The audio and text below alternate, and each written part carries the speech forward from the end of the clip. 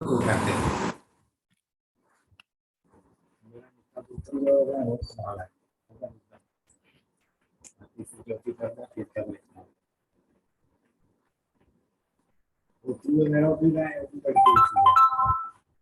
बच्चे आएगा कर लेंगे ना तो वो यूएसए का वो चल भी कार्य कर रहा है।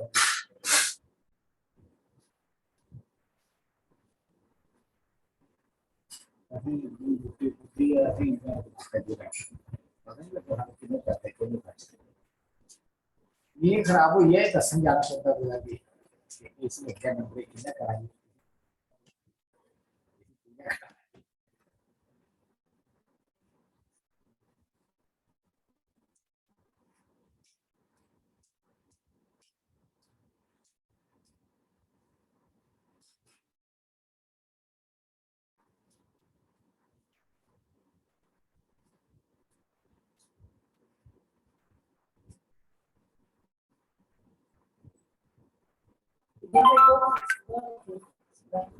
नहीं अगर ठीक रहेगा दवा तो नहीं ठीक होगा। नहीं जितना बच्चे की शायद लाइट होनी चाहिए पर ताकि भी लगी जाए। Recording in progress. मी ਦਾ ਮਤਾ ਮਤਾ ਸਵਾਗਤ ਹੈ। ਅੱਜ ਦੇ ਕਾਰਜਕ੍ਰਮ ਜਿਹੜਾ ਕਿ ਬਹੁਭਾਸ਼ੀ ਕਹਾਣੀ ਗੋਸ਼ਟੀ ਹੈ। ਅੱਜ ਬੜੀ ਖੁਸ਼ੀ ਦੀ ਗੱਲ ਹੈ ਜੇ ਅੱਜ ਦੀ ਗੋਸ਼ਟੀ 'ਚ ਤਿੰਨ ਵੱਖਰੀ ਭਾਸ਼ਾਵਾਂ ਦੇ ਵਰਿਸ਼ਟ ਸਾਹਿਤਕਾਰ ਕਹਾਣੀਕਾਰ ਆਪਣੀ ਕਹਾਣੀਆਂ ਪੜ੍ਹਾ ਕਰਦੇ ਨੇ। कार्यक्रम की शुरुआत करते हुए मैं कार्यक्रम की अध्यक्षता करा करते प्रोफैसर ललित मगोत्रा उनका मता स्वागत करना ते कन्ने गए तीनों कहानीकार डोगरी दे शिव मेहता और हिंदी दे जितेंद्र ठाकुर ते राजस्थानी दे मालचंद तिवाड़ी उनका भी मता स्वागत करना ते कन्ने का स्वागत करना फेसबुक पेज के माध्यम कने जुड़ा करते सारे साहित्य प्रेमी साहित्यकारों का। डोगरी भाषा की विशेषता है ये बड़ी मीठी जुबान है लेकिन हिंदी भी वैसे ही है मीठी जुबान है ते राजस्थानी दे भी अज स्वाद लगे सारे गए मिलिए कहानी के रूप में। अज्जे की कहानी गोष्ठी की शुरुआत करने सबने शा पहले ये पहले मैं प्रोफैसर ललित मगोत्रा सर को इजाजत चाहगा ये कहानी गोष्ठी की शुरुआत की जाए। शुरू करो जी राजेश्वर जी शुरू करो। डोगरी कहानी का सफर मौखिक रूप से भावें पहले भी होग लेकिन लिखित रूप से सन 1947 थमा शुरू होया।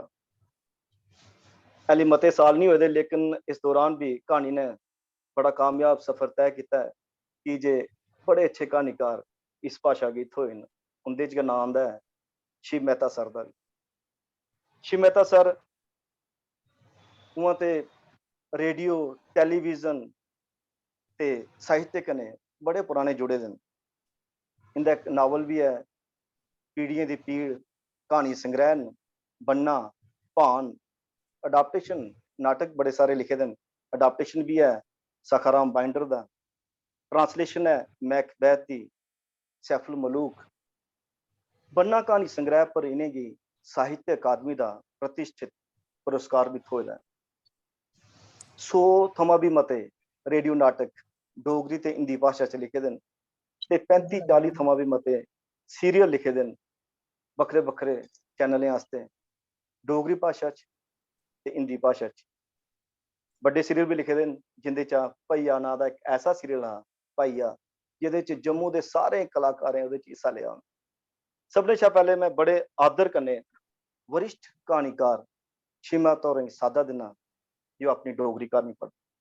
शिव मेहता सर स्वागत है तुमदा। शुक्रिया महाराज शुक्रिया। हाँ जी कहानी का सरलेख है कलापा। कलापा जी। आप कहाँ से? जम्मू से। और आप परता देने बजा मुंह परतियो त्वा दिखण लई पई जदा गुजराती बई कोई गल करार दे तां मने रो आया ते फिर सोच मैं ओपरा इहदे लई ते ए मेरे लई पर हो ही सकदा ओ गुजराती इहदे लई ओपरे नहीं होण। इस्से लई कुछ ओपरे कन्नै गल करदे दिखी सी दिखारदे तां इन्ने मुंह परतना पे गया। परती मैं भी उन्हें गुजरातियां बखी दिखण लई पिया। दिखदा मैं उत्थे मराठे की भी वो मिगी उनकी गल नहीं समझौंदी। समझाउंदी गुजराती भी नहीं। वो फ्ही भी नवा नवा गया तो 5-7 दिन उनके कोल बौंदा रहा। आदर मान मिगी हिंदी च देइयो, अपनी गुजराती च ठिल्ली पाउंदे तो मैं अपने आपा की ओपरा महसूस करता। इस्से करी जाई बखरी थारे बौन लई पिया हा ते उस थारे कोई ओपरी आई कोल बेही गई तो अजीब लगा। जे जनानियां च नहीं जाई वो मेरे कोल की आई बैठी। फिर बैठी भी मसा चप्पा छिंदा छोड़ी तो सोच आई ओपरा शहर ओपरे लोग ते फिर जनानी भी ओपरी। ओपरा दिखी कुदै मुचने ਲਈ नहीं आई भी कुदै मेरा पर्स सोची मेरा हथ बैग पाकेट पर गया ते कस्टोई ने माड़ा छिंडा बधाई लिया। फिर गुजरातियां बक्खी दिखदे विचार आया गुजरातियां गी हथ लगे दे होने एह्दे ते मराठे भी इसी सही होना। गुजरातना मराठा इसी जानदी होनियां ते जानी एह् बी गेदी होनी जे उ'नें कोल फटकन नहीं देना। इस्से करी मुझ ओपरे कोल आई बैठी है। आई भी उस वेले बरखा भी गई कनी बशक बिरली वो लोग उठी जान लग पे। मैं तो जनानी गैलरी हेठ है उत्थे छिट नहीं पवादी। मैं उनके हाव भाव देखा ते ओ उठी जाने वाले गी। फिर मंदिर आरती मुक्की तो उपर ढलदे लोकें की दिखी वो उठी बेड़ा तुलसी की परिक्रमा लैन टुरी गई। बरखा जोर फड़ लगी तो उथू गए सीधी भाई दी टुरी गई ते टुरी बाकी लोग भी गए। खिट्टे पे दे वो दौं त्रौं देने का मैं किश ढिला हा। सिज्जी बाधा हो जाना सोची बेही रहा ते बरखा जोर फड़दी जा। खीर मंदिर बंद करी उपरा पुजारी ढलिया तो ओदी छतरी सिर दे मैं भी उथू टुरी गया। वाकड़ गांव पूना दत्त मंदिर बेड़ा सज्जा खब्बे दोने बखी तोड़ो तोड़ मार्बल के बेंच बेड़ा मोले छिड़कै कंढै तुलसी ते ओदे पिछे उपर मंदिर जाने लई पौड़ी। पौड़ी हेठ हथ धोने लई टूटियां ते उपर परिक्रमा लई गैलरी। गैलरी हेठ पौड़ी दे सज्जे खब्बे खलके हाल च हाल दे दरवाजे ते अग्गे त्रै पौड़ियां पर उन्हें पौड़ियां कोई बौंदा नहीं। बवो तो बौना घट बैठका मती होई जंदियां। हाल च आने जाने वाले की दिखी उठना पई जंदा। उठी अंदर भित बंद होंदे गै मुड़ी बेही जंदा ते होर कोई चारा भी नहीं हा। थार गै नहीं थोंदी कुदै होर बौहने लई। सज्जे वाले बेंच मराठी ने मराठियां मल्ले दे होंदे ते खब्बे गुजराती ने गुजरातियें। बल्ले दा पता नहीं। वो तरकाले मंदिर ठीक 8 बजे पूजा होंदी निंबल हुंदा तां तरकालें उपर खल खरी रौनक होंदी। उपर आरती करवाने वाले दी ते खल गप्पां लाने वाले दी। उपरले तकरीबन 8 बजे मंदिर आउंदे ते खलके 6 बजे आइए तरकाले बेंच मल्ली बेही जंदे हे। फार्मैलिटी लई जे मंदिर आए दे कन्ने वाले की अपनी जगह सौंपी कई बारी मत्था भी टेकी जांदे उपर ते फिर आरती मौके भी कोई नहीं जंदा। जगह मलवाने का खतरा कोई लैंदा नहीं ते गप्पें दा मजा खजांदा नहीं। फिर आरती की आवाज खल स्पीकर चा भी आवारदी होंदी। स्पीकर आए आरती की आवाज मेरी सोसाइटी धोड़ी भी आउंदी माड़ी माड़ी ते उसले घर मेरे नूंह पुत्तर भी आई गेदे होंदे। सारी ध्याड़ी फ्लैट च कल्ले डकोई मन करदा जे तरकालें घड़ी मंदिर जाइए बवां। आवाज दी सीधे एक दिन टुरी पिया वो मंदिर परिक्रमा च भी खड़ोने लई थार निहत होआ। थार खल बेड़े भी नहीं वो उपर खल रौनक खरी ही। रौनक खल छिड़कै खड़ोई दिखी ते उपर स्पीकर च आउंदी आरती सुनी मन होर होआ तां ध्याड़ी दा कड़ापा गया आया। आई उआं घर गल भी सुननी पई ही तदू नूंह पुत्तरै शा। कुत्थे टुरी गेदे हे तुस? परेशान होई गए थे ते कुतै कुतै जाना गै तां सनाइयै जंदे। सच आखरदा मिगी सनाइयै जाना चाहिदा हा पर उसले यरा एह् सोच गै नहीं आई। डोर बैल बजने की जियां बल करदा हा। बच्ची भित्त खोले तुस अंदर ते मैं बाहर। बाहर कदें निकले दा नहीं। रस्ते दी कोई जानकारी नहीं ते कुदै किश ऐब नैब होई जंदा तां कुत्थे तुपदे। रोह तुंदा जायज वो मैं जियां कैदी जेला नसदा नस्सी गया ते एह् मेरी गलती ही। मनो मन आखी अपनी गलती तस्लीम करी आख्या हा मंदिर गेदा हा यरा आरती सुन। मिगी आखदे मैं गड्डी छोड़ी आउंदा पैंदा मता नहीं पर मारने की लोड़ गै क्या है। आरती वाली आवाज तां इत्थों भी सुनोई जंदी। जोत बाली घरै मंझ पूजा ही करी लैंदे किन्नी करनी। बडलै 8 बजे शा तरकालें 8 बजे तक 12 घंटे होंदे लाड़ी। मनो मन में आख्या वो जारी बारी परता नहीं दिता। मन आया हा बड्डिया बड़ियाई अपना हत्थ नूहें धियें कन्नै मता खुलना नहीं।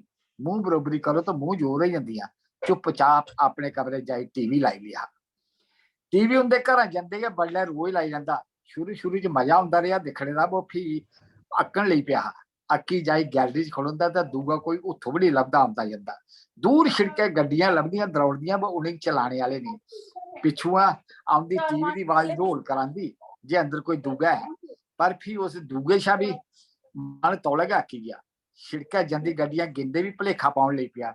दिन बार भी भुलने लग पे ते मन रोल तुप्पे कुछ जींदे जागदे दी रोल कुछ न्याणे सियाणे दी रोल सजान नूं पुत्तरा गी तां ओह कन्न नहीं धर बशर्म होई एक दिन मूंह पाड़ी आखना पिया बे आखदे अजकल बड़ा किश होई सकदा कुछ डॉक्टरे गी दस्सो 4 बरे होआ ब्याह होए दे अग्गे किश होआ दा की नहीं अज होना सौखा वो पढ़ना औखा डैडी जी बड़ा खर्चा होता है फीसां ही घट नहीं साढ़े वेले गल हो रही सरकारी स्कूलें पढ़ी जिए कियां इत्थे पुज्जिए पर तिसियो पजाना ताईं पहला पैसा जमा करना पैना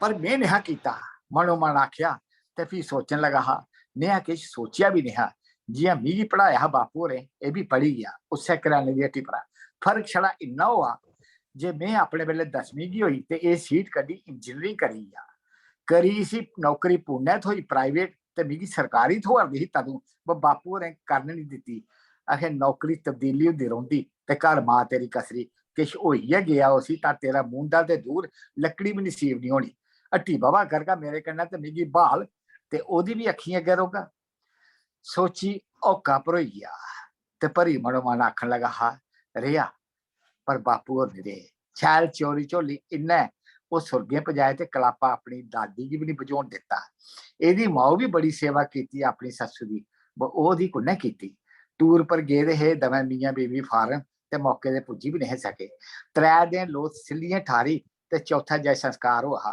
फिर 13वां कराइए पुणे परतोइए ते अद्ध बारखी पर भी नहीं आए बारखी पर आई हट्टी ते मकान सिरा सुट्टी मिगी कन्नै लैंदे आए अहें पिछू कोदे कोल रौगे कल्ले राती कराती सुत्ते दे किश होई गया तां कुसै पता ही नहीं लगना सच आख्या है ने मनो मन आखी में आखन लगा पता मिगी भी नहीं लगा अपनी घर आली दे पूरे होने दा हट्टी जंदा बल्ले कोई उगे नहीं गल नहीं लभी खरी भली ही तुरा फेरा दियो शैल नारी करवाई ते सनारी देई उन्हें घर बरदाया मिगी बल्ले कोई बमार शिमार भी नहीं वो राती घर आई देखा ते खट्टा फिर गया प्राण दे गेदी ओदा चेता अखी अथरू लई आया तां छपैल दे अपने कमरे टुरी पिया जंदे विचार आया मौत मौत हुंदी मौती दा केह् पता जे केड़े लावे ते कियां जरूरी नहीं लागे लवाइया के प्राण निकलन तड़फी छड़पी निकली सकते ते चुप गोंबी सोचदा जाई पलघर बैठा ते चेता आया चुप चुप रोंदी ही कदे बुआसरी दी हो ख्याल आया बुआसर दी भी कोदे कन्नै प्योकियां च धार मानपुर कोई रेहदा नहीं ते सौरियां च मैं सारी ध्याड़ी जलाकै म्हल्ला अपनी हट्टी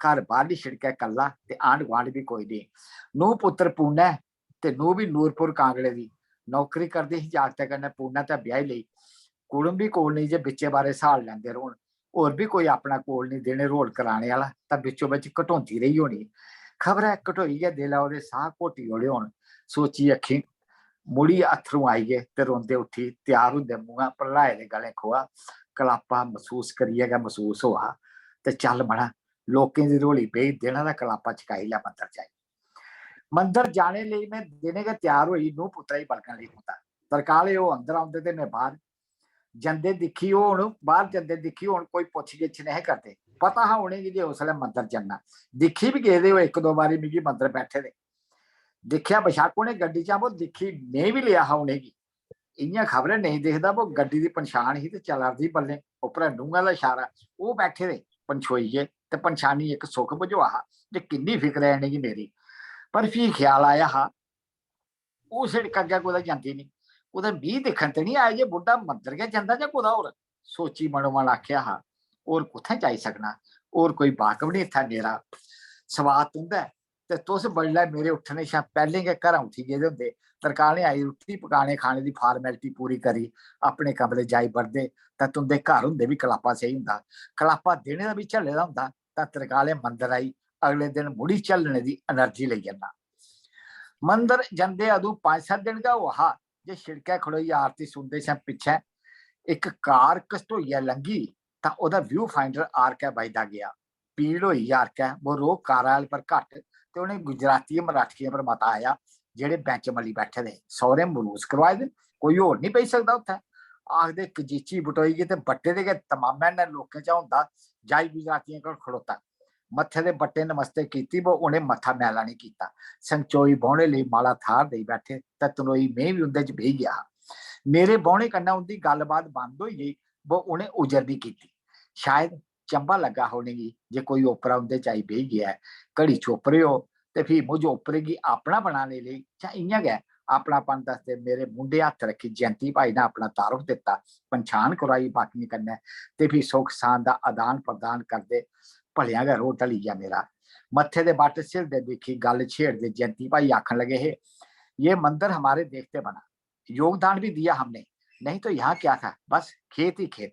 अच्छा हाँ भाई, आईटी हब बनने से यहाँ आकर लोग बसने लगे तो खेत बेचते गए, फ्लैट बनते गए। हाँ पर साल ही लिया, आपका अपना फ्लैट है। राजकोट गुजरात में सब ले दे, यहाँ बेटे बहू को फ्लैट ले दिया, नहीं तो पहले किराए पर ही थे सिटी में। उस समय मेरे सज्जे बैठे रमेश भाई बोली पे हम भी किराए पर ही थे सिटी में, पर अब हम सबके अपने अपने फ्लैट है यहाँ। जिनके ढीकरा ढीकरी यहाँ कंपनियां में काम करते, हम सब उनके माँ बाप है। गल पुरछी बड़ा फिक्का ने आसास दे जयंती भाई आखन लगे रिवाज ही एक दो बच्चों का है, तो उस एक को छोड़ ये माँ बाप जाए भी कहाँ इस उम्र में। फिर रमेश भाई ये माँ बाप ही रहे हैं गुजराती, बच्चे तो अंग्रेज हो चुके हैं। मजबूरी है जयंती भाई, काम पर उनके साथ कन्नड़ है, तमिल और तेलुगु भी, तो बातों ना माध्यम इंग्लिश जो हसे सुनते हुए मेरे मुंडिया हाथ द्वारी वाह उछल रहे। जयंती भाई तमशी आखन लगे हिंदी के नहीं, घर मापन बनने एक बीजा साथे इंग्लिश में बात करता तो एक लागे तेव लागे कहीं संताल ना होवे, लागे मन्ने पण बचे तमरी बहु तो चलो तामिल छे पण मारी यूपी नहीं, हमें गुजराती परमार में थी पण गुजराती सीखवाने चेष्टा करवी जोईए, ना थी करती तो अमे पति पत्नी बिना कारण गुजराती में वाक शुद्ध करीने हमरो मन हल्का करी लईए। पाती संजय अहींया बधु जोड़े बेसीने गुजरातमां होवानुं आभास थाय छे अने एकलतापण दूर थाई जाय छे। एकलतापण समझो अहींया तो मनोमन आख्या पर मेरा कला पाणी हाथ जोड़ी धन्नवाद कीता प्रभु दा जे नूं ने कांगड़े दी दुआई। बाहर जो मर्जी बोल दे होंगे पर घर नूं पुत्र डोगरी च गए। फिर ख्याल आया हो सकदा कि डोगरे भी था हुण ते घर न्याणे खड़ाई कलापा दूर कर लैंदे होण, या फिर बूढ़े वाले कन्नै तोतली ते टोरने वाले की टोरियां पई टोरियां आखी ध्याड़ कट्टी लैंदे होण, स्कूल जाने वाले कन्नै झेइयां या डोगरी बोली सिखाई जम्मू होने दा नंद लैंदे होण, नहीं तां तरकालें जाई कुदै इहने गुजरातियां साई बेंच मल्ली संध बनाई लैंदे होण। ध्यान गुजरातियां बक्खी गया तां ओह हुण ठेठ गुजराती च बिड़े दे कदें एक बक्खी देखा कदें दूगे ओपरा महसूस कराउंदे च बई ते फिर रोज गै करन लगा तां जाई बखरी थारा बहन लई पिया। उस बखरी थारा गया ओ कोई बखरी ओपरी आई गल छेड़ी थप्पी टुरी गई तो ओहदा दरकार ना चुभी गया हा। ओ चुभ ते ओहदी नुहार राती घर आई भी अखी अगे फिरदी मने पीड़ करदी रही। खैर हर पीड़ा का निस्तारा कदे ना कदे होंदा ते ओह आखदा बल्ले बल्ले जे एक तरकाले मंदिर जंदे पिछू आला आया, सुनिए पिठ परती पीछे देखा ओ गया ही आप ही से कह रही हूँ, आख दियो कन्नाई रली तब मुकदी पीड़ मुड़ी चिंड ठवाली गई। पीड़ जरी में चुपचाप अगे टुर पिया तक कन्ने टुरदे आई वो आखन लगी चलिए साथ चलते हैं। साथ चलने की मान ने हाँ ते मना छिंडा बनाई में टुरदा रहा तक गल छेड़दे वो आखन लगी आपकी मिसेज साथ नहीं आती, होती तो जरूर आती। बेरुखी करना पड़ता दिता बिजन उदी बखी देखे वो फिर भी हंसते जाना आखन लगी समझ गई थी मैं कि आप भी मेरी तरह अकेले हैं। सुनी अनसुनी करी में आप मुहारा टुरदा रहा तक गल अगे बढ़ाते हुए आखन लगी अकेला जीवन भी क्या जीवन, रेगिस्तान में अकेले कैक्टस की तरह। क्यों आपके पति नहीं, शादी नहीं की, क्यों? मेरी क्यों का कोई पता नहीं आया तो दो चार कदम टूरी में मुड़ी आख्या की होती तो आज 55 की हूं और मैं 61 का। 25वें बरस शादी की थी पर मेरे नसीब में ना तब थी ना अब। ओ कपर उन्हें आख्या तो मेरे कदम अपने आप रुकी गए। परती ओदी पक्षी देखिया इन्नी माड़ी भी नहीं, नक्श पत्थर खेचने ते मोटी अखी सुरमा, रंग गोरा बचोन दी चीजा दाड़ी मुंडी दी, पर सही ध्रोइया दिखने पर गई नहीं तो गले रूज ते उठे दी लिपस्टिक ओदे पर नजर गई नहीं जानती है। नजर गई तो मने सोच आई जाती कईयां की बुढ़े बारे जाई चेहरे पर बाल आउंदे ते बिरलियां की पहले भी माड़ी लौ होंदी ब गलती करना ब्लेड लगी जाता करड़ी होई जाती। फिर भी शरीर घाड़ मद झोली इस उम्र भी कोई नहीं मुंह चित लगती तो उस उम्र पोई की नहीं। सोचते मैं मुड़ी टुर पिया तो टुरदे हो आख लगी घर में कोई बात करने वाला तो होगा, हाँ पर होती नहीं। क्यों? बिजी रहते हैं बेटा बहू और पोते पोतियां अभी है नहीं, हो जाएंगे तो घर ही मंदिर हो जाएगा। घर कहाँ है आपका? नंदन इंस्परा। क्या आख दो चांचक खड़ोई गई तब मैं ओदी बखी जियां देखिया जियां पुछारदा हुआ इहदे चबाता ली केड़ी गल है। जे चबाते उन्हें पूछी कढ़िया किस टावर में? B1। क्या कह रहे हैं? मैं B1103 में हूं और मैं 606 में। सुनी ओदा जबात मुस्कान च बदल रही है ते फिर हसदे जन बड़ी अदा करना आखदे हो टुरी पई, तो आप मेरे ऊपर हैं। ओदे हासे च मेरी रहंदी सहंदी पीड़ भी घुसरी गई, तो मैं भी उस अंदाज च हसदे परता दिता, मेरे ऊपर भी बहुत है मैडम। सुनिया खुलिया सी ते मैं भी हसदे ओदे कन्ने टुरी पिया। टुरदे सोच आई कदें लब्भी की नहीं, एदी पहली मंजिल है, शायद पौड़ियां जंदी तां लिफ्ट च आउंदे जंदे टाकरा कियां हुंदा।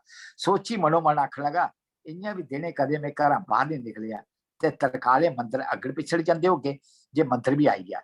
शैल बधाइया बैठी हो पौड़ी च मेरे कन्ने ते फिर रोज गै बौन लई पई तां इक दोस्ती जान होई। टाइम मेली भी अस किट्ठे मंदिर आउन जान लई पे।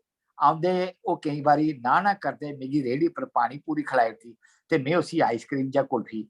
कई बारी ओ गुजराती रेस्टोरेंट च रुट्टी खलाई ओड़दी ते मैं पंजाबी। हुण अपने पर्स दा भी मिगी खतरा नहीं बुझोंदा, अपनी जगह ते पर्स मिगी सौंपियो पर मंदिर मत्था टेकन टुरी जंदी ते मैं उसी भरोसा बधी आया हा तां नजदीकी भी उस्सै नजदीकियां दिने इक दूए दे फ्लैट च भी आउन जान लग पे। आउंदे जंदे ते सारा सारा दिन गप शप लांदे, ओ माड़ी मुट्टी डोगरी भी बोलन लई पई। ओदी डोगरी च बेशक मते शब्द हिंदी दे हुंदे ते लहजा गुजराती, वो फ्ही भी अपनी लगन लई पई। उस्से अपनेपने च इक राती मंदरा आउंदे इसरार कीती मिगी ओ इसरार करी मिगी वो अपने फ्लैट च लेई गई तां किश ओपरा नहीं सही होया। सही उसलै होया जिसलै अंदरा भित्त बेड़ी मेरी ढाइयें ब'रें दी सुर्गवासन घरआली दा चेता नुआई गेई। उ'ऐ नेही देह, उ'ऐ नेहा हिरख, वो ब्होई की नी ते केह् ऐ ओह् समझदे गै किश अजीब लग्गा, खंडान लगा अपने शा। वो ओदी पीड़ खंडान नहीं देऐ महसूस होऐ ते अब्बरे पानियां रोंदे मेरी छाती लगी। ओह् आखदी जा क्यों बनाया प्रभु ने ऐसा, क्यों? ओदी क्यों दा परता नहीं लब्भै ते अपनी सुर्गवासन घरआली गी भुल्ली मैं उसी थागने दी सोचां पर थागने दा थौ नहीं आवै। ओदी अक्खियें दा हाड़ मिगी सेड़दा जा ते ओदी पुछदी ते ओह् पुछदी क्या कसूर था मेरा, क्यों की दिया कलापा। चानचक बेजी दी आखी चेता उठी आई ते थागने दा थौ भी आई गया। बड़े रिक्खे ओदे सिर हत्थ फेरदे मैं आखन लगा ओदियां उ'ऐ जाना ऐ, खबरै पूरे जन्म च कोई नेहा कर्म होई गेदा होऐ जे इस जन्म भोगना पवा दा। फ्ही सुने सनाए गीता दे द'ऊं चार श्लोक सनाई, उंदी व्याख्या भी कीती। वो ओदा रोना नहीं थमोया। मैं दलासे देआं ते ओह् रोंदी जा, रोई सीर मुक्की तां अक्खी पूंजी डुसकदी जाई पलियां बेही गई। बगे दा सुरमा खाखे पर भंजोए दा नेहा भलेआं, संगेआ बशक्क आवाज नहीं आवा'रदी। वो अक्खियां हाली भी बोला'रदियां ही ओदियां। दिक्खी दीस लग्गा तां जाई कोल बेही मैं दिला थाकदे उसी आखन लगा हून कनेहा कलापा, हून तेरी रोली मैं आं। सुनी खबरै ठौर लगी उसी, सहारा सही होया जे मेरी छाती सिर लाई उन्नै। मैं भी ओदे मुंडे हत्थ रखी, सहारे दा यकीन दुआया तां डुसकदी आखन लगी रोल इसी उम्र में चाहिए और कलापा भी अभी महसूस हुआ, नहीं तो पहले वही ढूंढती थी। की ढूंढती थी पूछने दी लोड़ नहीं। समझी गेदा हूं जे मेरे मुंडे सिर लाई जियां ओह् गुआची गेई दी, फ्ही गुआची दे गै इक अद्धी बारी डुसकी ते औका जन भरी आप मुहारी आखन लगी ग्वालियर और झांसी के बीच दतिया में पैदा होकर बीच की हुई, ना सिंधिया हुई ना रानी झांसी, ना मर्दों में ना औरतों में, ता अपने च नहीं चाही रलती। सुनी सिर चुकी सवालिया नजरें देखते मिगी पूछने लगी अपने जैसों में जाकर अपनों की 50 साल मेहनत पर पानी फेर देती। समझ नहीं आया कि केड़े अपने दे कनेही मेहनत। बेट बेट उसी दिखदा रही गया तो समझी गए जे मिगी ओदी होई बीती दा पता नहीं। मैं आखी भी कह सकना। मुड़ी सिर मेरी छाती लाई आप बीती सुनाते आखन लगी बदनसीब थी जन्म से ही, दतिया में होकर दत्तक भी हुई। सुना दतिया में किडनैप होने लगी अपने जैसों से तो मम्मी पापा ने एक रात चुपके से रतलाम ले जाकर मुझे मेरे मामा मामी को दत्तक दे दिया। फर्स्ट या सेकंड में रही होंगी। आगे की पढ़ाई रतलाम घर में ही पढ़ी मामी से। मामी टीचर थी और मामा कारोबारी। अच्छा कारोबार था वहां मामा का, करोड़ों की संपत्ति पर आगे औलाद नहीं। अपनी औलाद मान उन्होंने दिल में समा लिया, भीतर बाहर हर बुरी नजर से बचा कर रखा। आखदे उसी खबर रतलाम च बीते दिन चेता आईए कि अपने मामा मामी ते चुप हो गई। पाली के चुप रही ते फिर डूंघा साह छोड़ी अगे आखन लगी 15 की थी जब मामा कार एक्सीडेंट में चल बसे तो रतलाम से सब समेत मामी मुझे गुजरात ले आई। वहां मालसर गांव के बाहर नर्मदा जी के किनारे खेत और खेतों में उनके मायके वालों की हवेली। वो हवेली भी अकेली और उसमें मामी की भाभी भी, साथ में एक भाई, दो बूढ़े पटेल और बेटे बहुएं फारन। बहुएं से बनती नहीं और बेटी उसकी कोई थी नहीं, स्वभाव से सख्त पर मेरा सच जान मुझे मामी से भी ज्यादा प्यार करती। बाहर में मामी के बहने पर भी मुझे कभी उसकी कमी महसूस नहीं होने दी। आखिए चुप होइए ते मैं भी समझ गया था जे अगे क्यों आना, कली रही गई तो इत्थे आई गई, वो इत्थे भी कियां दकल्ले होना है इन्हें। हाँ कोई बाई शाई रखी जाती मुस्तकल तो हो भी सकती, वो रखी नहीं। मामी का सारा पैसा ये कोल होना तो सोचती होनी जो उपरी है कोई सुते दे गए संगी नहीं कोटी जा। सोचिया साया ते हसदे गै मनो मन आखन लगा मैं पैसे आने की बिचा जिंदू का डर ते होंदा गै, खरे आस ये साढ़े पल्ले किश नहीं। आखरदा गै मैं जो अगे आखन लगी मामी का सब मेरे अकाउंट में था पर उसकी भाभी का कोई अकाउंट नहीं। रुपया पैसा जेवर सब घर में ही रखती थी। दिवाली पर चूना पुताई वाले ले उड़े तो दुख ने उसके प्राण ले लिए। फोन किया फौरन तो आकर उसके अपनों ने सब संभाल लिया। एक एक खेत पटेलों के नाम किया और बाकियों के साथ हवेली भेज दी। दे दला बाई को फारिग किया और वापस फौरन चले गए तो मैं कहाँ जाती। दतिया जाने का सोचा तो ख्याल आया 50 से ऊपर हो चुकी हूँ तो मेरे मम्मी पापा क्या होंगे, होंगे भी तो मेरे बाद होने वाले अपने बच्चों में, और वो बच्चे भी अब बच्चों वाले हो गए होंगे, कौन पहचानेगा मुझे। आखिर उन्हें एक लम्बा साह लिया तो फिर आखन लगी लाकर मेरा बड़ौदा में था और अकाउंट भी बैंक का बड़ौदा में। बड़ौदा होटल में रहते ही पेपर में ऐड देखिए फ्लैट लिया और यहाँ पूना आ गए। करीब 4 साल हुआ है पर फ्लैट की लाइफ भी कोई लाइफ है। साथ वाले फ्लैट में कोई जी रहा है या मर, साथ वाले को यहाँ पता ही नहीं होता। आम वारी आखदी जा रही ते मेरी अखी घटोंदी जा रही हियां। मंदरा आउंदिया माता कही चरी आए दे ते दै भुख ना उसी ही ते ना मिगी। भुख मना दा बुआल कट्टने दी ही उसी ते करदे तफसील च सनांदी जा रही जे कियां एक बारी बीमार हुई ते कियां कोल कोई पानी पिलाने वाला भी नहीं हा, कियां साथा दी लोड़ सही हुई ते की ओह मंदिर जान लई पई। की गुजरातना उसी बखरे जाई बौने ताई आखदियां ते की गुजराती उसी घूरी दिखदे बुझियां रेडियो सुनदे कुसले सनून लगदा। सनोर दा मेरे शां पता नहीं लगा जे केड़े ले सनोई गया ते फिर उत्थां गै लटोई भी। बारी झांदी लोई जा खुली बल्ले तां दिखया उपर कंबल ते बेचो कन्ने चमकी सुती दी। नजर सामने लगी घड़ी पर गई तो फ्लैट गै नहीं पूरा टावर हिलदा सही होया। 8 बजा दे ते नूह पुत्र उसले घर जांदे ने। सोची झट उसी परे करी पलगा पर उतरिया। वो ओदी जाग नहीं खुली। मन हौला होने करी या मेरे सहारे इन्नी गूढ़ी निंद्रा सुती दी ते जोरे भित्त बंद होने दी आवाज भी पिछों ओदी आवाज नहीं सुनची। आवाज 6वीं मंजिल जाइए लिफ्ट च निकलदे अपने भित्त बंद होने दी सुनची तां खानिया निकली गई। सामने नूह पुत्र तैयार होइए कम्मै पर जा दे। बिगिन कुछ पुछ गिछे चाबी फड़काइए टुरी गए तां इक डर बेहिया मनै। सोचा पुछी जंदे तां सच खोई जाना है ते सुनी खबरै सोचदे बुढ़ा पद्धड़ी गेदा लाज लवार दा ये उम्र है इहदी आशकियां करने दी तां कियां नजर चुकदा इंदे सामने। किश झूठ सोची लैना चाहिदा। सोची झूठ सोचां ते बिच्चा डरां भी जे झूठ फड़कोई नहीं जा फड़कोई गया तो मोए दे भी खलासी नहीं होनी। सरादें च पिंड लैन भी केड़े मूंह आउणा वो फ्ही भी सोचा। बाथरूम भी सोचा ते न्हाई पूजा करते भी सोचे न्हारी सन्हारी नहीं होई ते तरकाले मंदरा आरती दी आवाज भी आउण लई पई। वो मिगी कोई पक्की सोच नहीं आई। सोच आई जाई इ'यै आवे मैं मसूं 1.5 बरे गै हो आए दे ते नूह पुत्तरा इत्थै रौंह्दे 6 होए न। केईं बाकबोन इंदे ते उंदे चा केइयें मिगी इंदे कन्नै दिक्खे दा भी, दिक्खे दा ओह्दे कन्नै भी होना किट्ठे मंदर आंदे जंदे रेडियो पर खड़ोई गोल गप्फे ते रेस्टोरेंट च रुट्टी खंदे भी। जे डोरबैल बजी तां साह सुक्की गे। सोच गई आई ते साह नहीं पवे जाई भित्त खोलने दा लाबी च गया भावें वो भित्तां धोड़ी नहीं जनोआ। बैल मुड़ी बजी तां जियां कियां जाई खोले वो नूह पुत्तरै उसने भी कोई पुछ गिछ नहीं की। मेरी नींद नजरें दी पक्खी भी कोई ध्यान नहीं दिता ते जियां बगदे रोज अपने कमरे टल्ले बदन टुरी जांदे हे टुरी गए। अंदरा उंदे भित्त बंद होने दी आवाज आई तां छैंदा छैंदा मैं भी अपने कमरे टुरी पिया। टुरदे उंदे भित्तें कोला लंघदे अंदरा किश आवाज आउंदी सही होई तां पैर अपने आप रुकी गए। लानत सही होया नूह पुत्तरा दे भित्तें कन्न लाई कंसोल लैंदे ते फ्ही भी सुन लगा तां अंदर नूह आखा दी ही होर क्या। गार्ड ने यही गलाया कि कल राती तो सारे डैडी 103 वाली खुसरी सैगी पौड़ियां तो जाते दिखे थे। सोनी लत्तां कंबी गई जेड़ी तो सब पता है। डरदे अपने कमरे जाई अंदर भित्त बेड़ी गए। वो डर फ्ही भी नहीं जा। डर उनके सामने अखी नहीं चुकाने का ते सोचा ये डर मूए दे गै जाना। गैलरी च छाल दे मरी जा ते अखी सदा सदे लिए मीटी ला। सोचदा जाई अपनी गैलरी खड़ोता खल झांकी देखिया कोई डर नहीं लगा। झटका लगा सोचा जी भलिया मरना गै ते कुदै होर जाई मर कुदै रेलै उठाई जा कुदै गड्डी अग्गै छाल देई लै इत्थूं छाल दे तू अपने नूह पुत्तरा गी बनाई जागा पुलिस आखना तंग आई बुढ़े की उपर धिक्का देइए, लोग अपनी लुआदी की जायदाद दे जाते ते तू जेल दे जागा, लानत है। सोच दे कमरे च परतोई, चुप गुम, पित्त खोली बाहर जान लगा। जे नूह पुत्रे दे पित्ता कोल लंघदे मुड़ी कंन बलेल पई तां खड़ोई है। ऐतकी पुत्तर आखा दा खुसरी है जां खुसरा, वो है ते जींदा जीव ते असर रोज जींदे दी गै हुंदी है। पुच्छी लैया उसी, मन्नी जाग तां दौने की लीगली इक करी कलापा दूर करदे गेंदा। सुनी मैं ठंडा जख होई गया, ऐन इयां जियां बर्फू दी सिल्ली, ओ सिल्ली जेड़ी तलैटी दे सकदी है पर टुरी नहीं।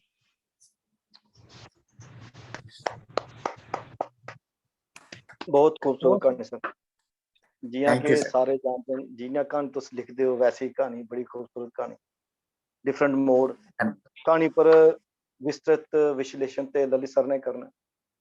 हाँ जी कार्यक्रम की अगड़ा बधांदे होई हुण आने अस जितिन ठाकुर हुंदी साइड। जितिन ठाकुर और हिंदी साहित्य च एक जाना माना नां है। कविता संग्रह एक छपे दा चंद सांचे चांदनी के, 8 कहानी संग्रह, दहशतगर्द, अजनबी शहर में, एक झूठ एक सच, एक रात का तिलस्म, यादगारी कहानियां, चोर दरवाजा, जिंदगी गुलजार है, गुमशुदा। 4 उपन्यास भी छपे प्रकाशित, शेष अवशेष, उड़ान, नील धारा, चौराहा। इनकी पहली कहानी सन 1978 च सारिका च छपी ते सन 1980 च धर्मयुग च पहली कविता। टीवी ते रेडियो वास्ते भी बेशुमार लिखे। मैं हुण सादा दया करना जितिन ठाकुर सर की, जो अपनी हिंदी की कहानी असें सारें गी सुना। जितिन जी ठाकुर जी सर। जी। कहानी का शीर्षक है दुर्दांत। जी व्यवस्था के खिलाफ दुर दुर्दांत। दुर्दांत जी दुर्दांत जी जी व्यवस्था के खिलाफ एक आदमी के ऊपर पूरी ये कहानी है। जी खलील जिब्रान को पढ़ने के बाद उसका बच्चा घूम गया है, कम से कम दुनिया ने यही समझा था। उसने तय किया कि अब वो अन्याय और अव्यवस्था के विरुद्ध लड़ेगा। उसे विश्वास था कि उसकी आवाज पर लाखों सोई हुई आत्माएं जाग उठेंगी और करोड़ों अलसाई आत्माओं की मुट्ठियां हवा को बीन देंगी। एक ऐसा झंझावत उठेगा जो इस गांव से उस गांव, इस कस्बे से उस कस्बे, एक शहर से दूसरा शहर होता हुआ एक दिन समुद्र की हदों को भी लांघ जाएगा। फिर आदमी साफ हवा में सांस ले पाएगा, शुद्ध अनाज खाएगा, खालिस दूध पिएगा और हर तरफ फैली हुई अव्यवस्था और अराजकता से मुक्त हो जाएगा।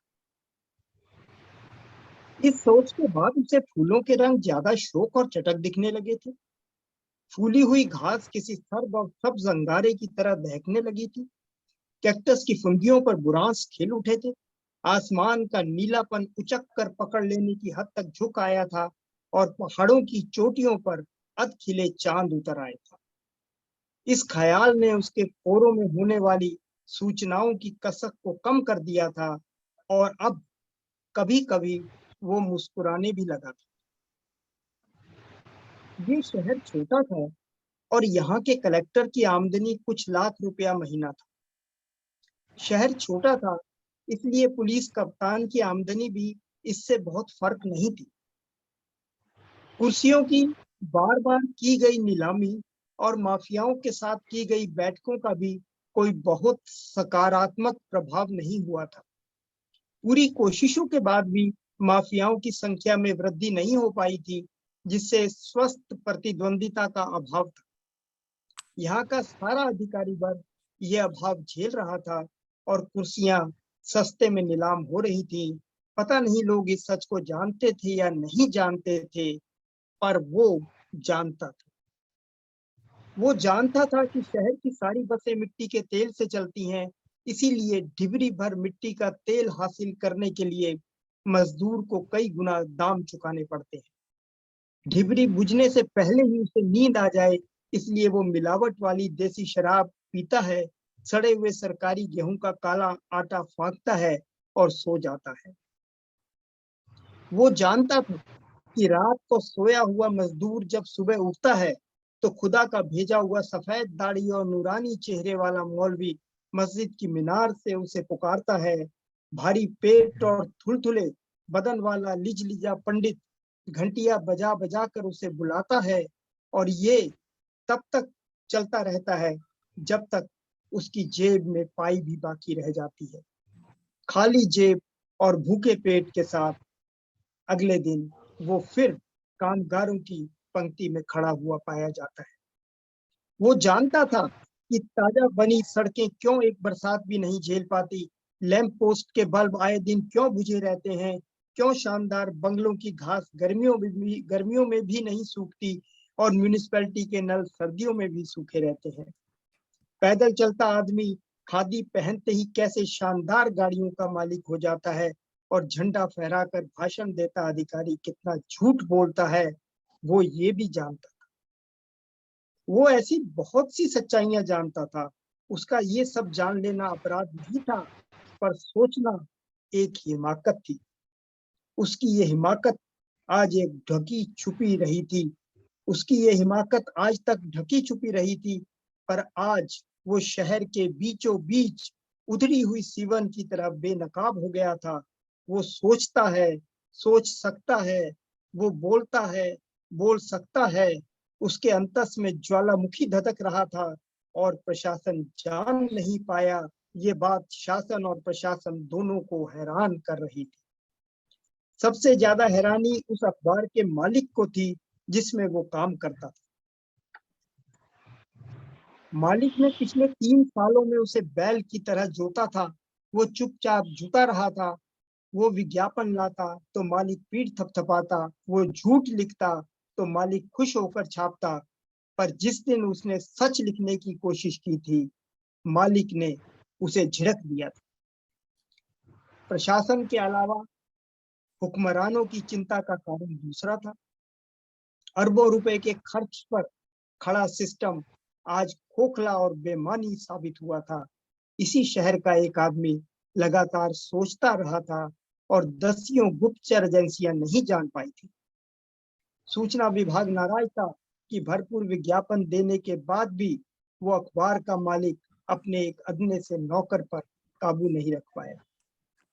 शरीफों की सांसें भी गिन लेने का दावा करने वाली पुलिस जान भी नहीं पाई और वो शहर के बीचों बीच घंटा घर पर चढ़ गया था। हद तो ये थी कि घंटा घर की भरपूर ऊंचाई के बावजूद उसके हाथ में पकड़ा हुआ सच का पुलिंदा लोगों को दिखलाई दे रहा था और लोग उस पुलिंदे में बंधे हुए सच को सुन लेना चाहते थे। पर विडंबना ये थी कि उसकी ऊंचाई इतनी अधिक थी कि उसकी आवाज जमीन तक नहीं पहुंच पा रही थी। सच का ये पुलिंदा उठाए उठाए उसने कई दरवाजों पर दस्तक दी थी।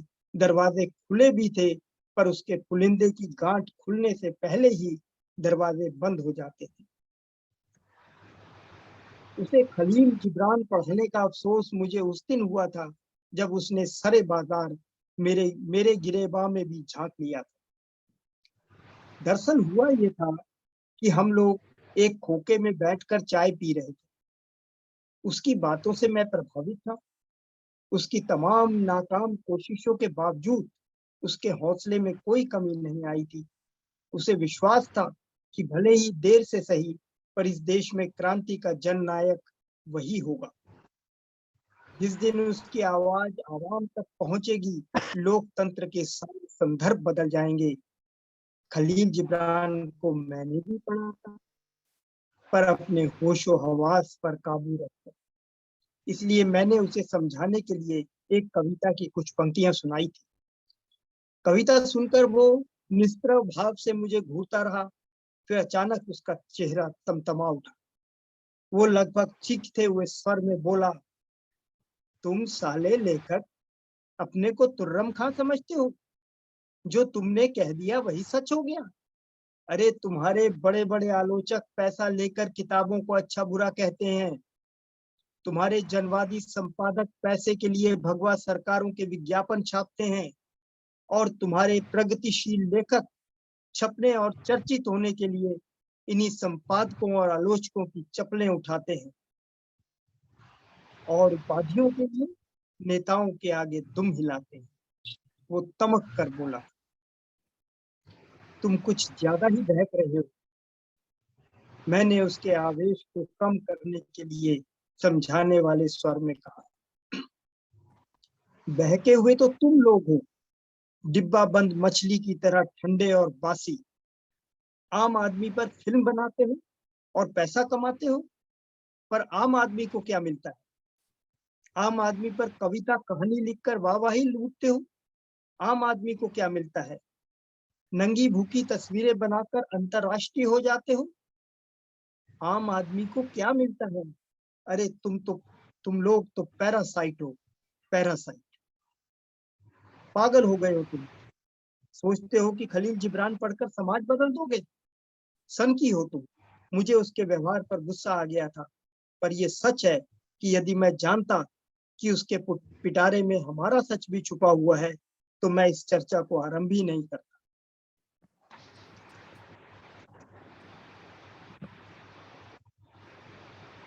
खलील जिब्रान पढ़कर नहीं, खलील जिब्रान बनकर। तमतमाता हुआ उसका चेहरा अचानक हंसने लगा था, पर इसे अपमान की चुभन कहें या सच का नश्तर, मैं हंस नहीं सका था। मुझे पहली बार अफसोस हुआ था कि मैंने पढ़ने के लिए उसे खलील जिब्रान क्यों दिया था। 2 वक्त की रोटी कमाकर वो एक सीधी सादी जिंदगी बिता रहा था। मैंने उससे रोटी भी छीन ली थी और जिंदगी भी। अब उसके पास बेचैनी, उड़न और क्रोध के सिवा और कुछ नहीं था। उससे सहानुभूति होते हुए भी अब मैं उससे कतराने लगा था। इस घटना के बाद उसने और कितने सच इकट्ठा किए थे मैं नहीं जान पाया, पर मैंने उसके झोले को एक गट्ठर में बदलते हुए देखा। उस गट्ठर को उठाए हुए वो इतना हाँफ जाता कि रुक कर सुस्ताने लगता था, पर गट्ठर को नीचे जमीन पर नहीं रखता था। उससे कतराने के बावजूद मुझे उससे सहानुभूति थी। शायद इसीलिए मैंने उस दिन उससे नजर नहीं चुरा पाया। तुम इस गट्ठर को नीचे क्यों नहीं रख देते? मैंने आत्मीय होने की चेष्टा की तो वो हंसा, फिर कड़वाहट की हद तक व्यंग भरे स्वर में बोला, ताकि तुम इसे चुरा सको? अरे मैं क्यों चुराऊंगा भला? ये गट्ठर गट्ठर चुराकर मैं क्या करूंगा? मैंने खींच कर कहा था, तुम्हारे लिखने के लिए इसमें तैयार शुदा माल है। उसने ठहाका लगाया। उसकी ये निर्ममता मुझे अखर गई थी और मैंने उससे बोलना बंद कर दिया था। पर मैं देख रहा था कि उसके जिस्म पर टिके कपड़ों की सिलाई उधड़ने लगी थी, उसकी खिचड़ी दाढ़ी बढ़ने लगी थी और उसके बाल लंबे होकर बिखर गए थे।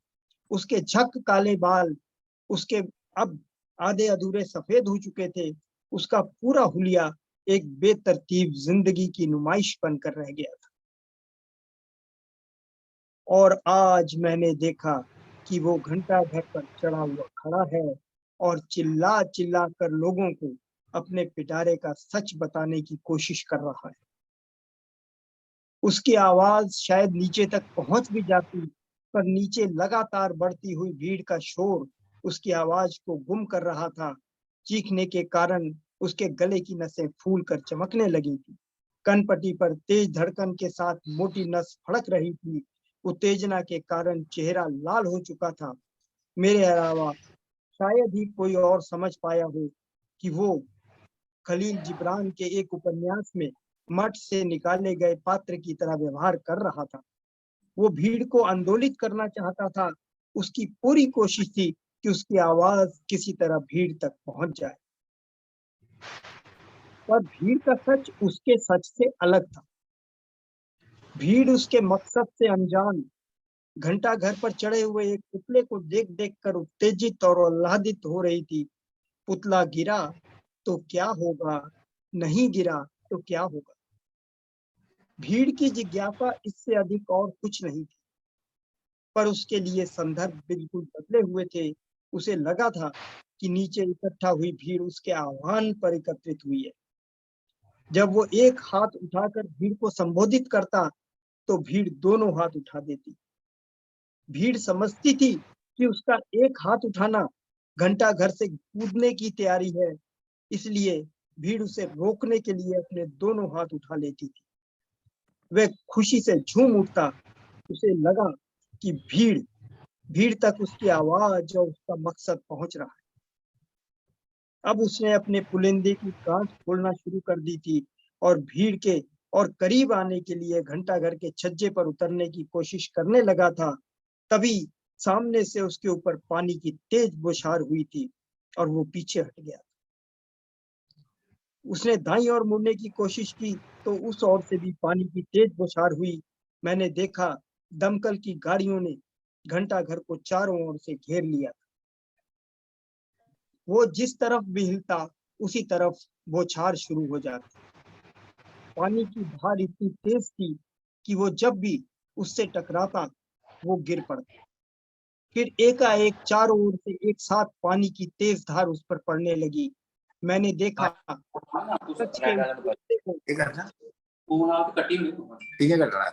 लाल आ दवाई अच्छा अच्छा, लाल लाल राइट, वो राइट में वो मैंने मेरे देखा देखे में आवा ना, मैंने देखा सच के पुलिंदे को पेड़ से बस ठीक है, चिपका कर अपने जाएगा फेसबुक का वही बैठ है। गया है। वो उसे गीला होने से बचाना चाहता था।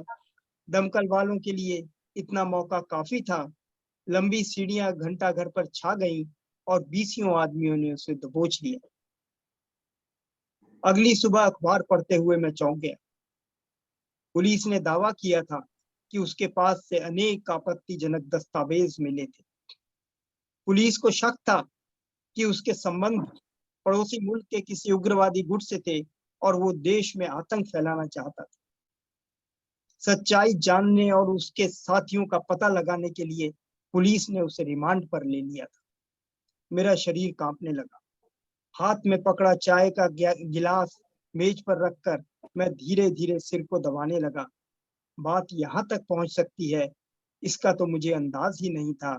मैं तो यही मानकर चल रहा था कि पुलिस उसे सुबह से शाम तक थाने में बिठाएगी, 2-4 झापड़ रसीद करेगी और छोड़ देगी। किसी सिर्फ के साथ और किया भी क्या जा सकता था, परंतु यहाँ तो पूरा घटनाक्रम ही नाटकीय तरीके से बदल गया था। उसे छुड़ाने के लिए मैं पूरा दिन अपने संपर्कों और संबंधों को भुनाने की कोशिश करता रहा। पुलिस कप्तान से लेकर आईजी पुलिस तक मिला। कलेक्टर और कमिश्नर को दुहाई दे देकर समझाया। विधायक और सांसद को विश्वास में लेने की कोशिश की, पर सब बेकार। अब तो जनता भी पुलिस की बनाई हुई कहानी पर चटकारा लेने लगी थी। रात गए मैं कमरे पर लौटा तो निढाल हो चुका था। मैं समझ चुका था कि कहीं से भी मदद की कोई उम्मीद करना बेकार है, क्योंकि उसके पास सच का जो हमाम था उसमें नंगे खड़े लोग भला उसकी मदद कैसे कर सकते थे। हर ओर से हताश और निराश मैं बिजली बुझाकर पलंग पर लेट गया, पर तभी दरवाजे पर पड़ती दस्तक ने मेरी तंद्रा तोड़ दी। उठकर लाइट जलाई तो हक्का बक्का रह गया। कमरे की हर खिड़की में संगीन तनी हुई। व्यवस्था को उसके जिस साथी की तलाश थी वो भी आज उन्हें मिल गया था।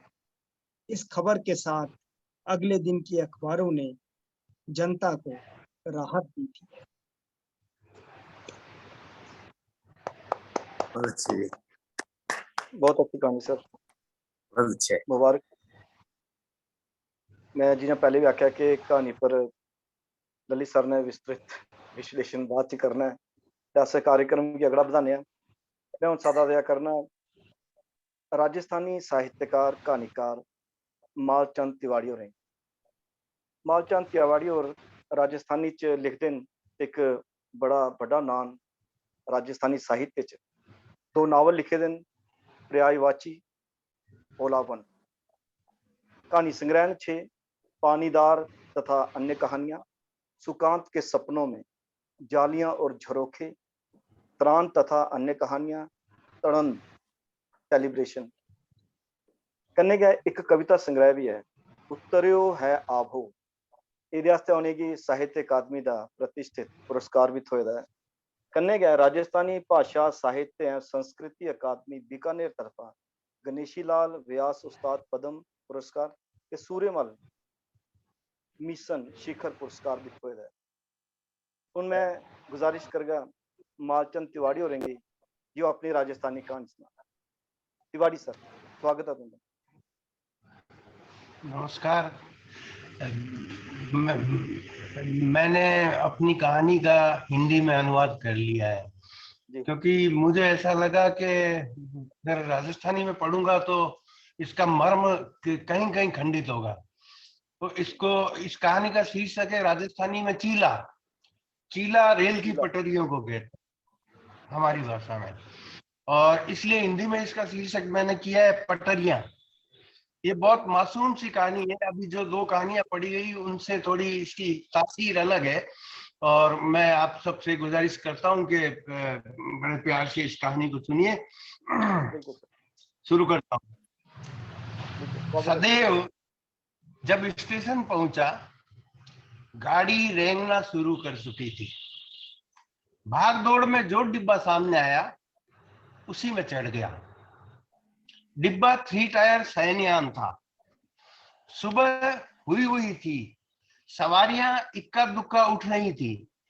सदैव संकोच में घिरा हुआ इधर उधर बैठने की ठोर खोजने लगा। एक केबिन में 2 माँ बेटियां बीच वाली सीट गिराकर मुकम्मल तौर पर जगी बैठी थी। सदैव से बैठते नहीं बना, बस चुपचाप खड़ा रह गया। थोड़ी देर बाद माँ ने कहा, बैठ जाइए। सदैव सीट के कोने पर टिक सा गया। बेटी खिड़की के करीब थी। शायद उसने एक उचटी सी दृष्टि से सदैव को देखा। हो सकता है न भी देखा हो। फिर सदैव के व्यक्तित्व में ऐसा कुछ भी न था जिसकी झलक मात्र से आदमी की उपस्थिति दर्ज हो जाती है, बल्कि बात उल्टी थी। माँ उसे बराबर देख रही थी। उसके बैठ जाने पर उसने भी अपनी बेटी की तरफ मुंह फेर लिया। रेल अपने डिब्बों में समाये हुए मनुष्यों और उनके तमाम खुले और संदेहास्पद रिश्तों से बेखबर अपनी लय ताल का पीछा करती थी भागी जा रही थी। सदैव ने सोचा, किताब पढ़ लूं। इसके लिए थोड़ा फैल कर बैठना अच्छा होता। जगह थी, लेकिन सदैव ने जैसे उसे समूचे केबिन में खोजना चाहा। उसे केबिन की हर चीज, सामने बर्थ पर सोता हुआ फूल सा सुकुमार बच्चा, खूंटियों पर लटकते हुए फ्लास्क, रंग बिरंगी चादरें और हवादार तकिए, फर्श पर पड़ी कीमती सिगरेट की खाली डिबिया, खिड़की से सटी हुई मांसल देह किंतु तीखी आंखों वाली लड़की, और अपने और उसके बीच बैठी हुई मध्यवय स्त्री, सब कुछ एक सरल और सुनिश्चित गति में हिलती नजर आई। सारी गति में समाई हुई एक और बारीक गति ने सदैव को पकड़ लिया। उसने सोचा, ये लड़की इतनी अपनी सी क्यों लग रही है? याद नहीं आया कि पहले कभी देखा हो। सहसा सदैव ने ध्यान दिया, इसका कारण सिर्फ लड़की की आंखें थी। वे आंखें न केवल धारदार थी, बल्कि उनकी बरौनियां कुछ अधिक ही घनी और लंबी थी। लड़की आंखें झपकाती तो उसकी बरौनियों के केश पर्दे के नीचे लगने वाली झालर से दिखाई पड़ते थे। सदैव लुका छिपी से लड़की को बार बार देखने लगा। उसे लगा जैसे कोई खोया सा दृश्य घर लौटने को भटक रहा है। कोई डूबी सी लहर उछलकर फिर ऊपर आना चाहती है। खुलेआम नदी के चौड़े पाट पर सरपट दौड़ने के लिए, या कोई बासी सी गंध जो वर्षों बाद संदूक से निकलने वाले कपड़ों में बसी रहती है और अपने एक ही झोंके में कितना कुछ साथ उड़ाए ले आती है। सदैव बेचैन हो गया, लेकिन अपनी बेचैनी का नाम पता नहीं पा सका। हारकर उसने किताब निकाल ली, जूते उतार, पैर ऊपर खींच, पालथी मारकर किताब पढ़ने लगा। लड़की की मां ने थककर पहलू बदला। सदैव पालथी मारे किताब में समाधिस्थ था। लड़की की मां ने देखा और अगले ही क्षण उसकी दृष्टि सदैव के जूतों पर जा पड़ी। वही धूल से अटे हुए, चाल के असंतुलन से चपटाए हुए जूते थे। उस पर दोनों जूतों के बीच हमेशा की तरह 1.5 फुट का फासला भी था, मानो 2 हमशक्ल एक दूसरे से रूठ कर मुंह फिराए पड़े हों। जूतों के नीचे लाल मैला फर्श था, मगर लड़की की मां की याद में अपनी हवेली का चौकड़ीदार चमचमाता चिकना गलियारा उभर आया। माँ को लगा वह अभी झुक जाएगी और इन जूतों को करीने से जोड़ कर रख देगी। माफ करना, आप मास्टर जी नहीं है क्या? लड़की की माँ ने थोड़ी देर बाद सदैव से पूछा। मैं हचकचाया और इधर उधर देखकर बोला, नहीं, मैं तो शोध अधिकारी हूँ। आप जानती हैं शोध किसे कहते हैं? मैं बताता हूँ। पुरानी बातों की पड़ताल, किताबों की, कथाओं की, कहावतों की, गीतों की, इमारतों की और यहाँ तक कि पुरानी धूल और मिट्टी की भी। समझिए एक तरह से कचरे से कीमत बनाने का रोजगार करता हूँ। सदैव आत्मन विस्तार से बताने लगा। लड़की की माँ सुनती रही और सोचती रही, वही है। तब भी ऐसे ही बोलता था। पढ़ाता क्या था? लड़की को वहां कहानी पर कहानी सुनाता रहता था, कागजों पर पेन से तस्वीरें बनाता रहता था, पेड़ों की, पशुओं की, पनियारियों की, पक्षियों की और यहाँ तक कि छोटे छोटे कीड़ों और मकोड़ों तक की तस्वीरों में कहानियां होती थी और कहानियों की तस्वीरें खींच डालता था। पैसे हर घंटे रोज के लेता, पर बावरा सा देर तक बैठा ही रहता। पढ़ाने में ऐसे डूब जाता था जैसे भजन में मीरा। आखिरकार उसकी सास लड़की की दादी आकर याद दिलाती तो हमेशा कोई न कोई कहानी अधूरी छोड़कर उठना पड़ता था। जाने के बाद बुढ़िया कहती, मास्टर क्या है, राम का जीव है। मेरा तो जी करता है मैं भी घंटे भर सत्संगी बंदी मान लूं। कैसी कैसी ज्ञान की कहानियां सुनाता है। मैं काम बिसर कर इसका पढ़ाना सुनने लगती हूँ। कानों में इमरत घोल देता है मरा। सुनती तो लड़की की माँ भी थी, पर अपनी सास से छिपकर। सीधे बोलकर तो उसने मास्टर जी से बात भी न की थी। अत्यंत परंपरावादी और खाते पीते हिंदू वैश्य परिवार की जवान विधवा के अनुशासित जीवन का अभ्यास 5 बरस पुराना होकर सध चुका था। उसकी दृष्टि पृथ्वी से लगभग एक मेघ को चली थी। सास बहुत मुंहजोर स्त्री थी। वह हर घड़ी भयभीत रहती थी। घनघोर उदासी के वे दिन सिर्फ अपनी इकलौती लड़की और सास के बीच बीत रहे थे। इन्हीं दिनों सास न जाने कहां से कह सुनकर ऐसा गौजात मास्टर खोज लाई थी। मास्टर जी हवा की झोंकी की तरह निसंग और निर्लिप्त भाव से आते और उसकी 5 साल की लड़की को पढ़ाकर चले जाते। पहली बार उसका ध्यान मास्टर जी के जूतों पर ही गया था। उन जूतों में फंसकर कस्बे की जाने कितनी गलियों की रेत हवेली तक पहुंचती थी। मास्टर जी उन्हें खोलते भी ऐसे थे जैसे उनमें उनके पांव नहीं बल्कि आत्मा फंसी होती थी, जिसे छुटकारा दिलाने के लिए जूतों को फेंककर खोलना जरूरी होता।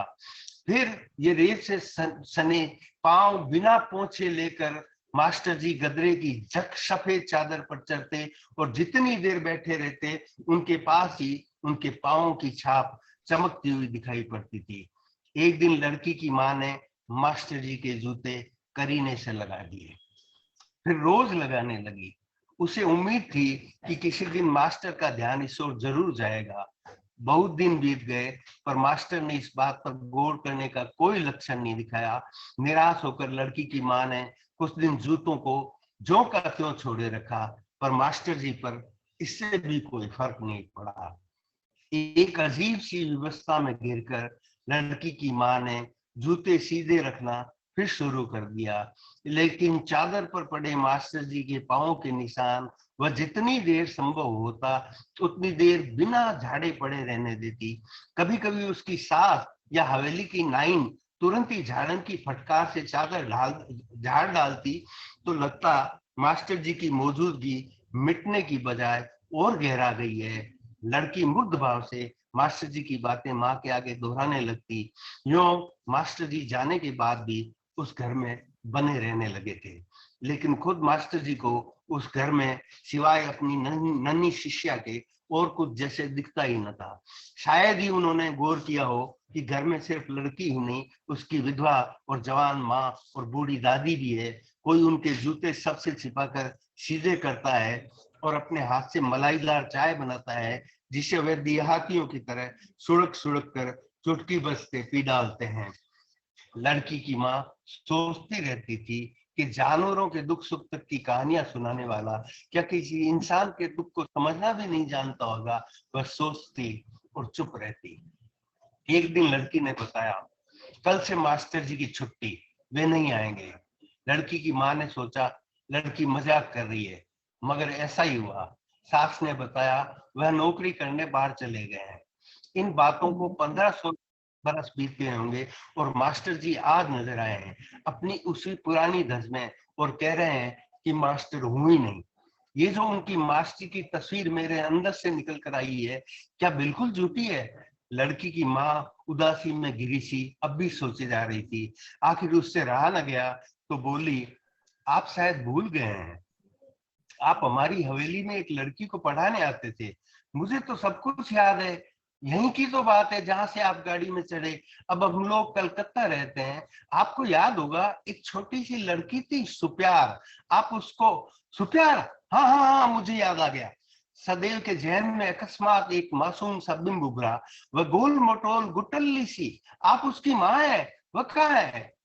लड़की की माँ मुस्कुरा दी। उसने खिड़की के पास बैठी लड़की को पुकारा, सुप्यार देख तो बेटा, पहचान इनको, ये तुझे पढ़ाया करते थे, नमस्ते नहीं करेगी?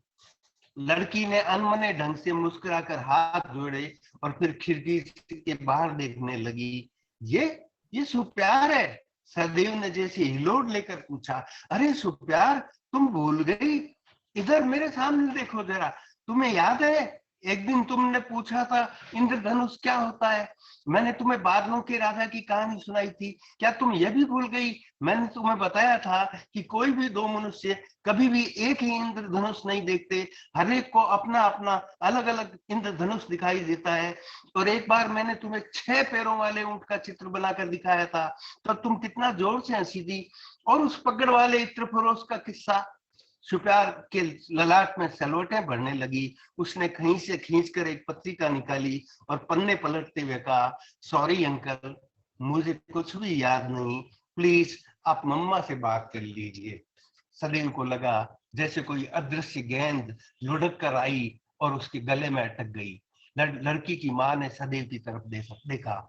सहसा एक खालीपन किसी दीवार के अचानक गिरने से निकल आई जगह जैसा उसके अंतस में फैलने लगा।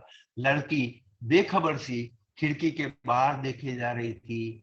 ऐसा लगता था जैसे कुछ बेहद कीमती और नाजुक सा अभी अभी हाथ से छूट गिरा और बिखर गया, इंद्रधनुष की तरह अपना अपना और अजनबी जिसे बटोरने में कोई किसी की मदद करने को तैयार न था। रेल बिफरी सी पटरियां बदलती भागे जा रही थी।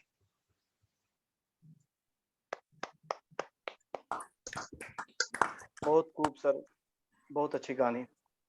मेरे ख्याल से सर जिला से बहुभाषी कहानी है गोष्ठी करा करने आते ये मजा है। बेसिकली हर कहानी डिफरेंट है, हर कहानी का मयार बखरा, और जिसले सारे वरिष्ठ कहानीकार होन ते फिर ते मजा आई जाता कहानी सुनने का भी। कन्ने का कहानी सुनाने का जो स्टाइल है, अंदाज है, वो कहानी की और भी शीर्ष पर ले जाता है। उनमें बड़े आदर कन्ने प्रोफेसर ललित मगोत्रा, अध्यक्ष डोगरी संस्था जम्मू, जिन्हें कि सुनने सारे बड़े बेकरार होने, उनके आगे गुजारिश कर गया जे कलापा दुर्दांत पटरियां तीनों बखरी कहानियां डोगरी राजस्थानी दा सर ने हिंदी अनुवाद किया, लेकिन परिवेश हुआ है। लेकिन जितिन ठाकुर सर डिफरेंट कहानी पर तुंदा सर अपनी राय। Professor Lalit Magotra sir. राजेश्वर जी धन्यवाद। देखो इस कार्यक्रम च एक सिरे ऊपर डोगरी है, एक सिरे ऊपर राजस्थानी है, बिच हिंदी है। मैं भी सोच रहा हूं कि मैं अपनी बातचीत हिंदी में कर लूं ताकि मेरे मित्र मालचंद तिवारी भी बात को समझें और मुझे भी ऐसा लगेगा कि मेरे तीनों कहानी पढ़ने वाले आज के इस कार्यक्रम के तीनों को तक मेरी बात पहुंच रही है। सबसे पहले मैं डोगरी संस्था की तरफ से तीनों कहानीकारों का धन्यवाद करना चाहता हूं कि उन्होंने इस कार्यक्रम में भाग लेकर इस कार्यक्रम की शोभा को बढ़ाया है, इसकी गरिमा को बढ़ाया है और इतनी अच्छी कहानियों का पाठन किया है। और मुझे लगता है कि हमारे सामने 3 अलग-अलग जीवन के 3 अलग-अलग, जैसे जीवन के 3 टुकड़े हमारे सामने आए हैं। तीनों कहानियां अपने आप में बहुत जीवंत हैं और ऐसा है कि एक कहानी अपने किस्म का सच दिखाती है, दूसरी कहानी अपने किस्म का, तीसरी कहानी अपने किस्म का। जैसे हर एक को इंद्रधनुष के रंग अलग अलग नजर आते हैं, वैसे ही ये तीनों कहानियां हमें जीवन के अलग अलग हिस्सों की एक झलक सी देती हैं। भाषा तो अलग अलग है ही, और भाषा के अलग होने से थोड़ा सा उसका वो बैकग्राउंड भी साथ में जुड़ती है कहानी में। जैसे हमारे शिव मेहता जी की डोगरी की कहानी है, पहली कहानी। हालांकि कहानी का जो स्थान है वो गुजरात है, लेकिन क्योंकि कहानी के लेखक डोगरा हैं, भाषा डोगरी है, तो इसमें डोगरियत इस कहानी में बहुत हद तक है। दूसरा, इन्होंने ये भी किया है कि जो चरित्र इनके गुजराती हैं या बाहर के हैं, उनसे इन्होंने उन्हीं की भाषा में बात करवाई है।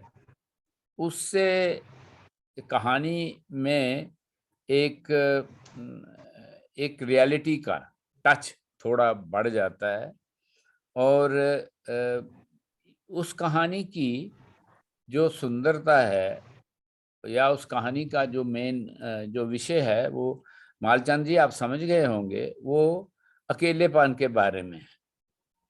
कलापा, बिल्कुल अकेले होना। हाँ।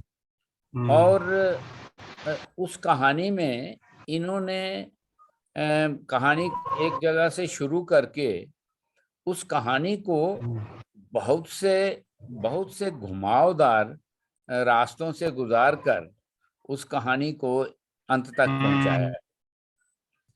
ये कहानी जी।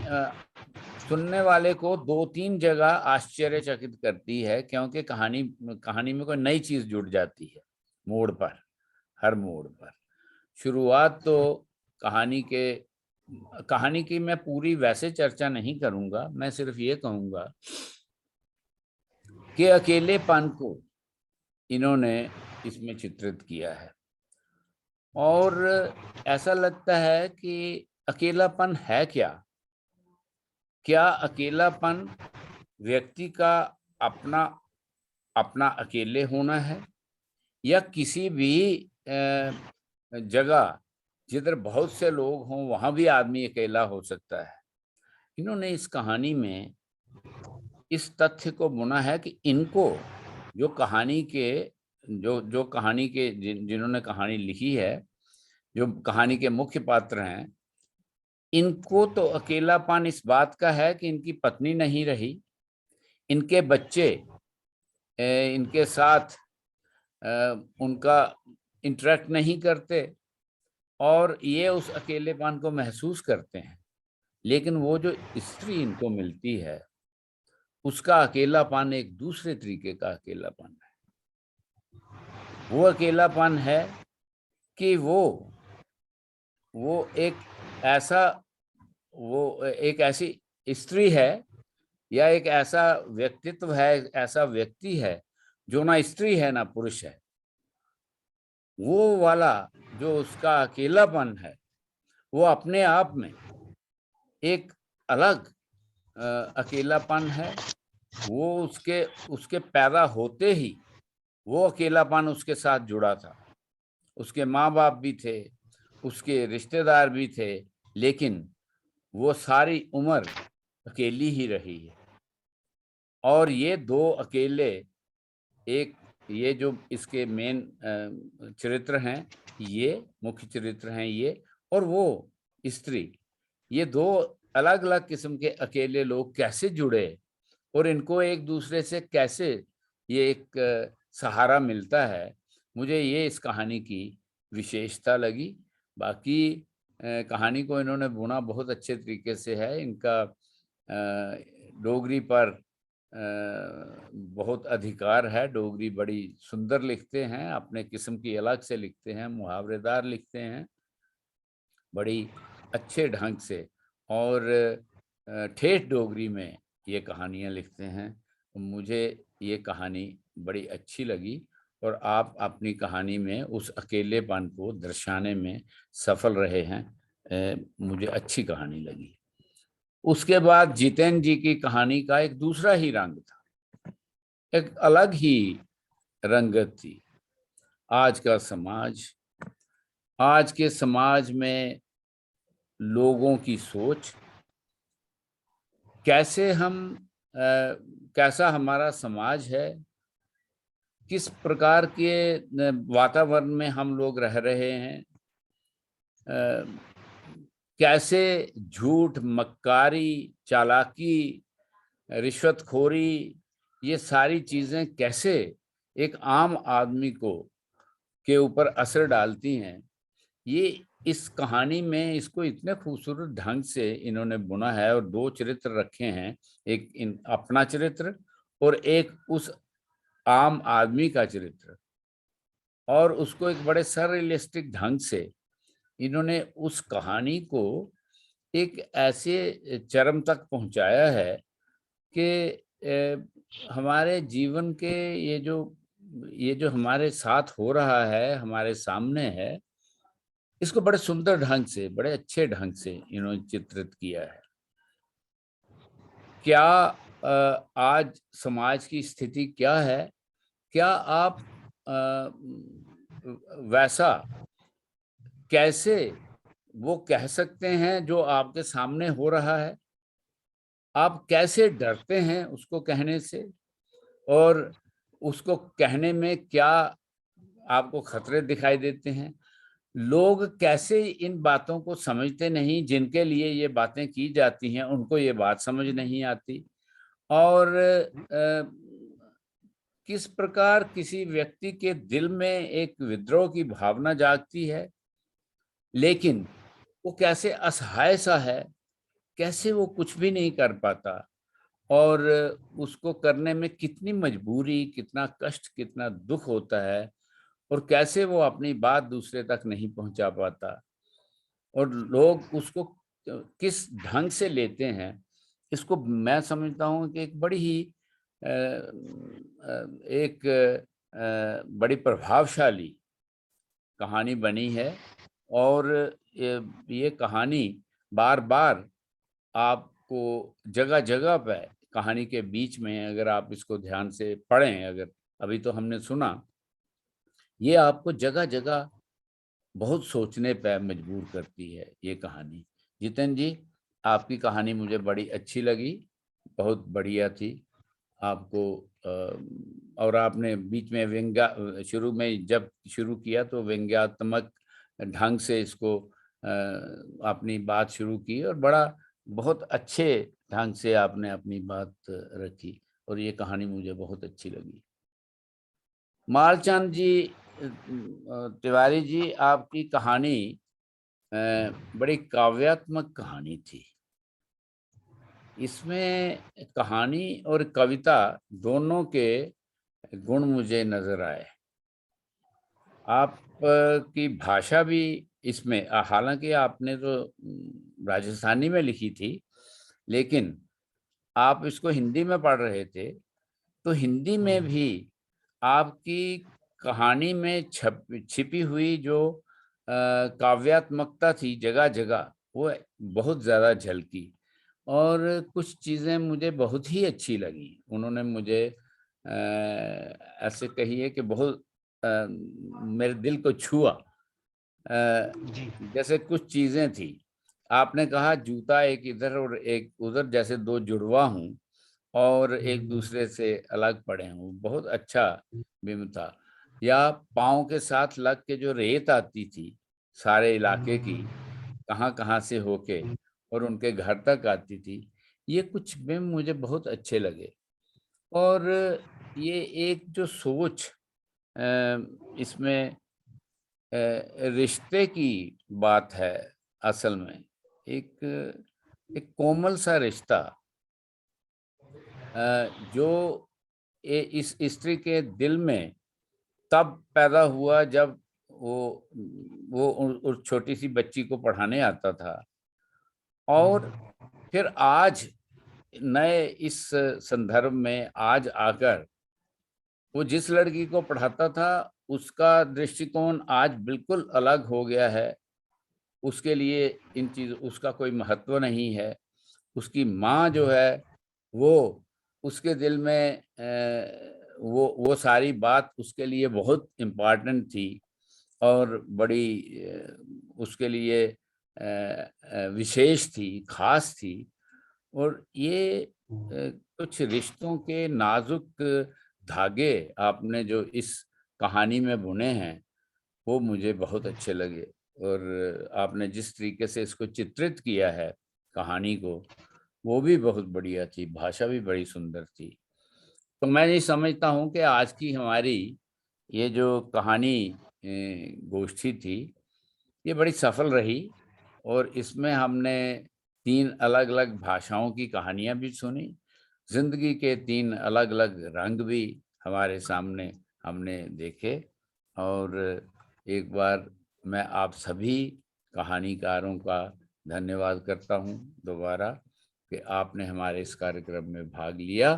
और जितेंद्र जी, शिव मेहता जी, मालचंद जी, आप सबको बहुत बहुत धन्यवाद। जी जी शुक्रिया सर। मैं उन औपचारिक तौर पर एक बारी परती है प्रोफेसर ललित मगोत्रा हुंदा अध्यक्ष डोगरी संस्था जम्मू उनके अध्यक्षी भाषण आस्तै भी धन्यवाद करना ते कन्नै गै शिव मेहता सर दा, जितेंद्र ठाकुर सर दा, मालचंद तिवाड़ी सर दा भी मता मता धन्यवाद। अज दी बड़ी खूबसूरत बहुभाषी कहानी गोष्ठी गी सफल बनाने आस्तै ते कन्नै गै सारे साहित्यकारें दा, साहित्य प्रेमी दा जेह्ड़े डोगरी संस्था जम्मू दे फेसबुक पेज माध्यम कन्नै साढ़े कन्नै जुड़े या फिर रिकॉर्डेड पोर्शन गी बाद च सुनगन, अपने कमेंट जरूर दियो तां जे संस्था अग्गे भी ऐसे गै मयारी कार्यक्रम करदी रहोगी।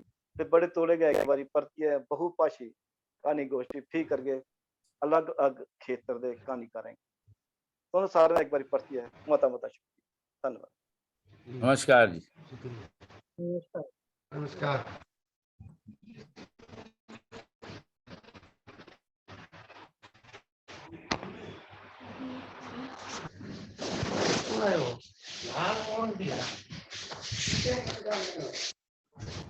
सर मैं कह नंबर ऑनलाइन कॉन्फ्रेंस चाल दिया कड़ा 1 मिनट बुला गई। हाँ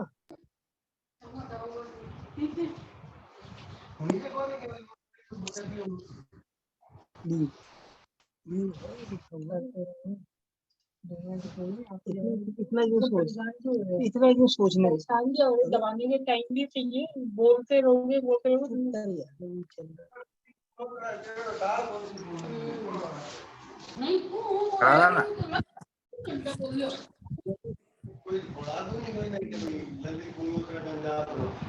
कुछ नहीं करते आदमी